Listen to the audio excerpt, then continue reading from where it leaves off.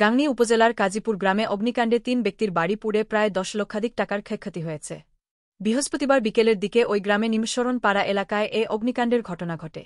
Bamondi fire service and civil ডিফেন্সের স্টেশনের in charge Rubel Rana জানান, উপজেলার কাজীপুর গ্রামের নিমশরণ পাড়ায় কয়েকটি বসত বাড়িতে আগুন লেগেছে এমন সংবাদ পেয়ে টিম নিয়ে দ্রুত ঘটনাস্থলে পৌঁছায়।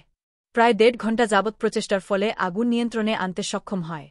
তৎক্ষণে লালটু নামে ব্যক্তির বসত ঘরের মধ্যে থাকা নগদ টাকাসহ সমস্ত মালামাল পুড়ে ছাই হয়ে যায়। মতিউর রহমান এবং কবির উদ্দিনের ড্রামে রাখা গম ও ধান এবং বস্ত্রকরের আংশিক ক্ষয়ক্ষতি হয়েছে। ভুক্তভোগী ক্ষতিগ্রস্ত ব্যক্তিদের বরাত দিয়ে তিনি জানান, ১ লক্ষ নগদ টাকার সহ প্রায় ১০ লাখ টাকার ক্ষয়ক্ষতি হয়েছে। রান্নার চুলা থেকেই অগ্নিকাণ্ডের সূত্রপাত বলে প্রাথমিকভাবে ধারণা করছেন ফায়ার সার্ভিস অ্যান্ড সিভিল ডিফেন্সের ওই কর্মকর্তা। ঘটনার পরপরই গাংনী উপজেলা নির্বাহী অফিসার প্রীতম সাহা ঘটনাস্থল পরিদর্শন করেছেন। অগ্নিকাণ্ডে ক্ষতিগ্রস্ত পরিবারের খোঁজখবর নেন এবং প্রাথমিকভাবে তাদেরকে সাহায্য সহযোগিতা করেন। মুজিবনগর খবরে নিউজ এর জন্য যোগাযোগ করুন। আশফারুল হাসান সুমন, উপদেষ্টা সম্পাদক, মোবাইল 01722226606। শাহিদুজ্জামান রিপন, যুগ্মবার্তা সম্পাদক, মোবাইল 01723004300।